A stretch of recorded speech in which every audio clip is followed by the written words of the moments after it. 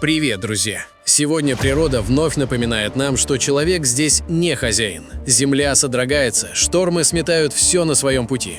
И кажется, что стихия только набирает обороты. Планета охвачена землетрясениями, ураганами, оползнями и наводнениями. Всего лишь за одни сутки произошла масса событий. И сегодня мы все это вам покажем. 28 января провинция Хаэн, расположенная в автономном сообществе Андалусия, столкнулась с сильным наводнением, вызванным прохождением глубокого циклона. Мощный грозовой фронт принес аномальное количество осадков. В отдельных муниципалитетах за сутки выпало до 100 мм, что спровоцировало стремительный подъем уровня воды в притоках реки Гвадалкививир. Наиболее тяжелая ситуация сложилась в городах Линарес, Андухар и в самой столице провинции. Потоки воды, стекавшие с оливковых рощ на холмах, превратили городские улицы в бушующие реки, глубина которых в низинных кварталах достигала 1 метра. Стихия привела к масштабному транспортному коллапсу. Из-за оползней и затоплений были перекрыты участки ключевых автодорог, в том числе автомагистраль А4, а движение поездов между Хаэром и Мадридом было полностью приостановлено после того, как паводок размыл железнодорожную насыпь. Службы экстренного реагирования Андалусии зафиксировали более 300 инцидентов по всей провинции. В Андухаре пожарным и гражданской гвардии пришлось проводить срочную эвакуацию жителей из прибрежных зон, оказавшихся в зоне прямого разлива реки. Десятки автомобилей были повреждены или смыты потоками воды. Многие коммерческие объекты в Линаресе понесли колоссальные убытки из-за затопления складов. Несмотря на значительный материальный ущерб, благодаря своевременному объявлению погодного предупреждения и координации спасательных групп, сообщений о жертвах среди населения Хаэна на данный момент не поступало. К 30 января интенсивность осадков снизилась, однако власти сохраняют режим повышенной готовности из-за угрозы схода оползней на переувлажненных склонах Сьерра-Морены.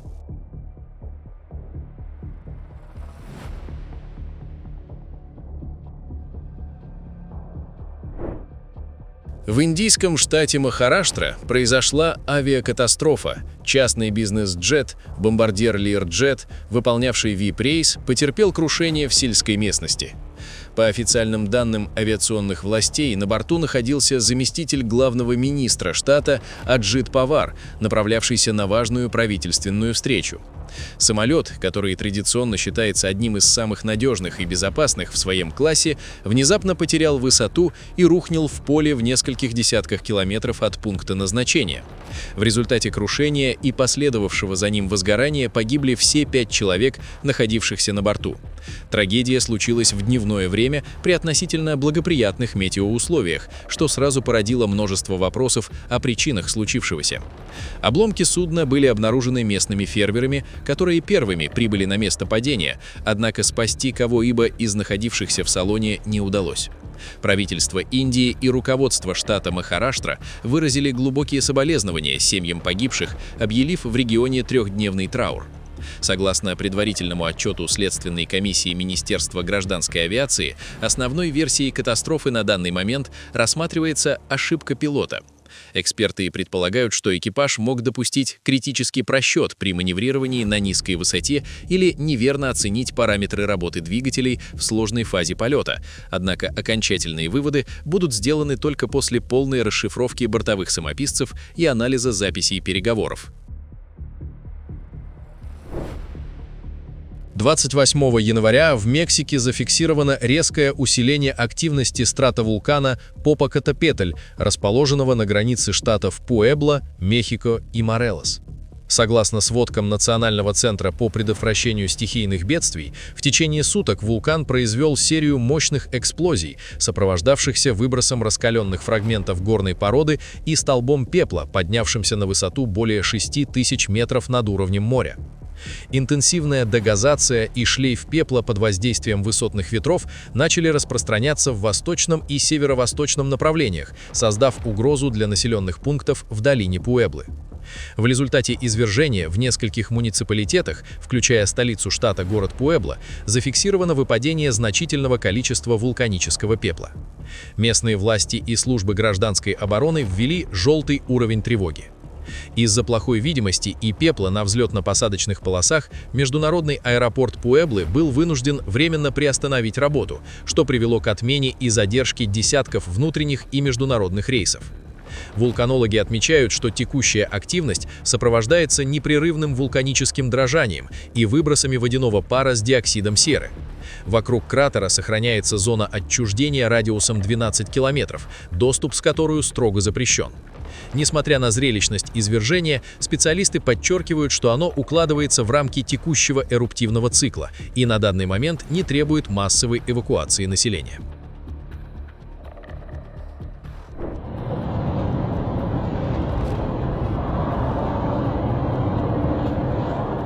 28 января колумбийский город Медельин столкнулся с последствиями разрушительного шторма.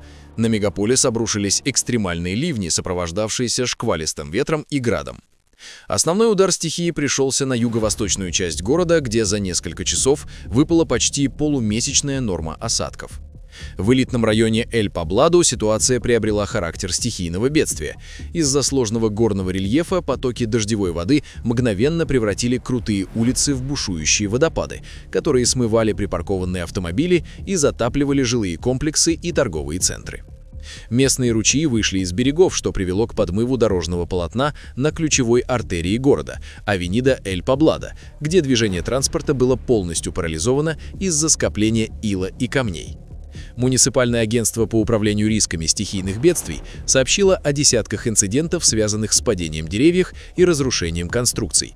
В ряде секторов района Эль-Пабладо были зафиксированы локальные оползни, заблокировавшие въезды в частные владения и повредившие линии электропередач, что оставило без света около 5000 домохозяйств.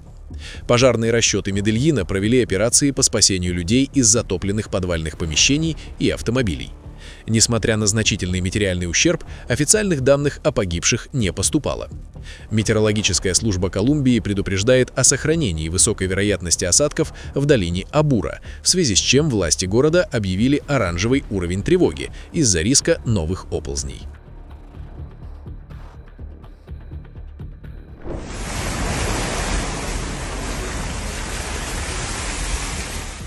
Юго-восточная иранская провинция Систан и Белуджистан оказалась во власти разрушительного наводнения, вызванного затяжными муссонными ливнями. Стихийное бедствие затронуло преимущественно южные и центральные районы региона. За несколько суток выпала многомесячная норма осадков, что привело к резкому выходу местных рек из берегов. Под удар попали десятки населенных пунктов, включая такие города, как Чебахар, Никшехр и Канарак. Мощные потоки воды парализовали транспортные сообщения, размыли участки дорог и повредили мосты, что фактически изолировало ряд сельских общин от внешнего мира. Масштаб инфраструктурных повреждений оценивается как значительный. Зафиксированы массовые обрывы линий электропередач и подтопление трансформаторных подстанций, в результате чего сотни домохозяйств остались без энергоснабжения. Кроме того, серьезно пострадал аграрный сектор. Под водой оказались обширные площади сельскохозяйственных угодий, садов и фермерских хозяйств. Спасательные бригады Общества Красного полумесяца Ирана совместно с волонтерами в круглосуточном режиме вели эвакуацию жителей из зон высокого риска и доставку гуманитарной помощи в заблокированные районы. На текущий момент в регионе сохраняется режим повышенной готовности, так как метеорологи предупреждают о сохранении сложной метеообстановки.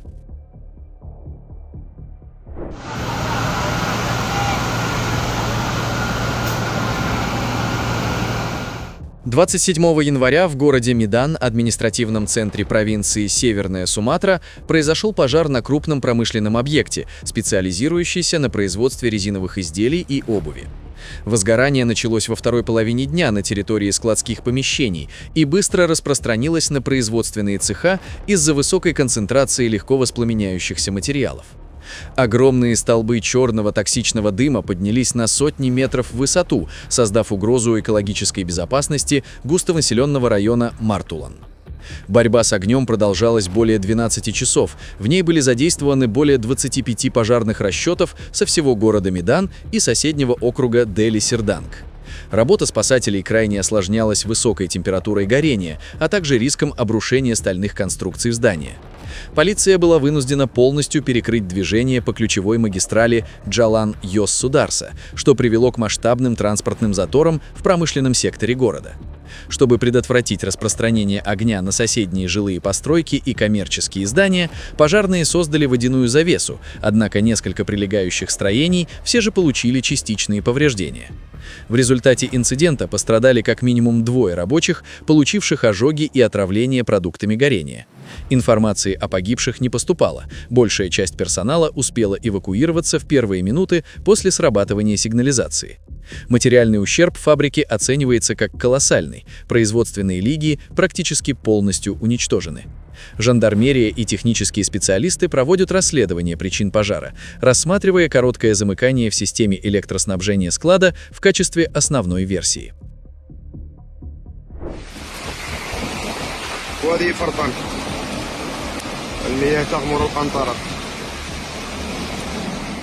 Северные регионы Марокко пострадали от мощного Атлантического штормового фронта, который принес с собой аномально сильные дожди. Стихия вызвала масштабное наводнение и серьезные перебои в работе транспортной инфраструктуры страны. От проливных ливней пострадали крупные города и провинции Танжер, Тетуан, Рабат и Касабланка.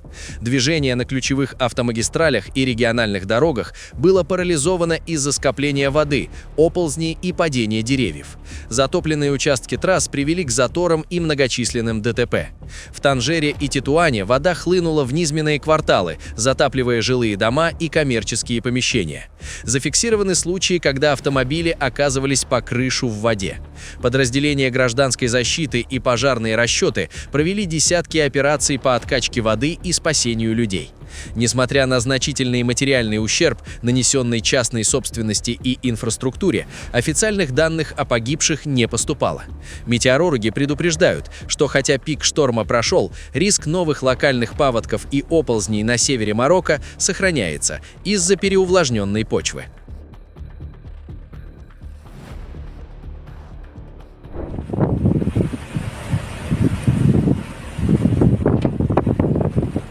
28 января Алжир оказался во власти зимнего шторма, который привел к масштабным отключениям электроэнергии, закрытию большинства учебных заведений и параличу транспортного сообщения.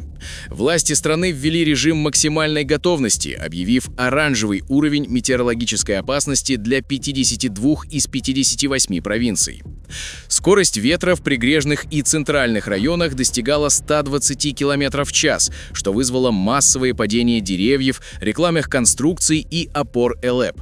Стихия нанесла серьезный удар по инфраструктуре и быту граждан. Министерство образования распорядилось приостановить занятия во всех школах и колледжах в пострадавших провинциях на 48 часов. Посольство США в Алжире и другие дипломатические представительства временно закрыли консульские отделы, отменив все запланированные приемы. Авиакомпания Air Algeria была вынуждена отменить или перенести десятки внутренних и международных рейсов из-за экстремальной турбулентности и плохой видимости. В порту столицы сильные волны повредили рыболовецкие суда. Движение по прибрежным автомагистралям было ограничено из-за угрозы затопления. По предварительным данным на 30 января в ходе текущего шторма погибших не зафиксировано, однако спасатели продолжают ликвидировать последствия затоплений в провинциях Рилизан и Типаза. Метеорологи предупреждают, что шквалистый ветер и ливни сохранятся в северных вилаятах до конца недели, что требует от жителей предельной осторожности.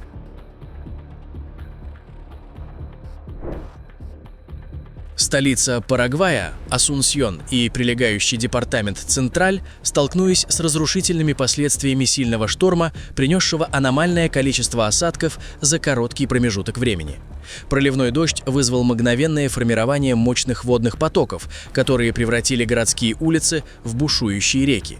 Сила воды была настолько велика, что бурлящие потоки беспрепятственно смывали припаркованные автомобили, груды мусора и элементы дорожной инфраструктуры, создавая смертельно опасные условия для водителей и пешеходов. Наиболее сложная ситуация сложилась в городе Орегуа и ряде кварталов Асунсьона. Ливневая канализация не справилась с объемом воды, что привело к затоплению сотен жилых домов и коммерческих объектов. Национальное метеорологическое управление выпустило серию срочных предупреждений, сохранив режим повышенной готовности для 11 департаментов страны из-за риска прохождения повторных гроз со шквалистым ветром и градом. Несмотря на хаос на дорогах и масштабный материальный ущерб, информации о жертвах непосредственно в день инцидента не поступало, однако власти призывают население не покидать помещение до полной стабилизации погоды. Специалисты отмечают, что текущее наводнение стало одним из самых интенсивных для столицы за последние годы.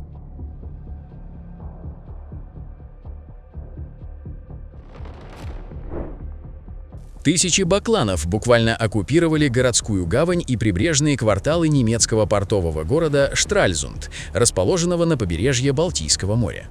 Причиной столь массового скопления птиц стали аномальные морозы, сковавшие льдом большинство внутренних водоемов и водохранилищ региона Мекленбург-Передняя Померания. Лишившись доступа к традиционным местам охоты и открытой пресной воде, пернатые хищники устремились в незамерзающий порт Штральзунда в поисках пищи. Стаи бакланов активно охотятся в акватории порта, что вызывает серьезную обеспокоенность у местных рыболовов, опасающихся значительного ущерба популяциям рыбы в гавани. Кроме того, присутствие такого количества птиц создает определенные санитарные проблемы. Городские службы не успевают очищать набережные и памятники архитектуры от продуктов жизнедеятельности птиц, которые обладают высокой коррозийной активностью. Биологи отмечают, что подобное поведение бакланов является вынужденной стратегией выживания в условиях экстремальной зимы. Птицы покинут городскую черту сразу после начала оттепели, когда вскроются их естественные ареалы обитания на внутренних озерах.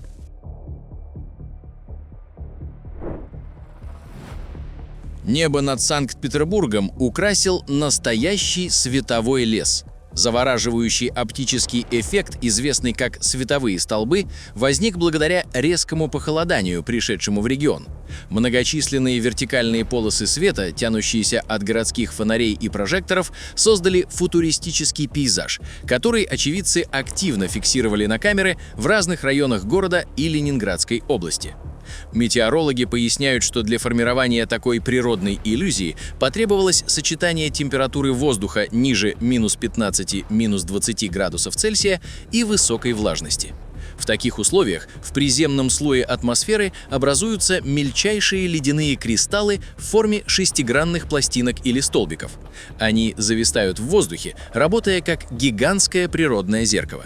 Свет от ярких источников, будь то искусственное освещение улиц, луна или восходящее солнце, преломляется и отражается от граней этих кристаллов, формируя в глазах наблюдателя узкие вертикальные колонны. Друзья, на этом наш выпуск завершен. Будем рады видеть вас снова. Подписывайтесь и до встречи завтра в новом выпуске.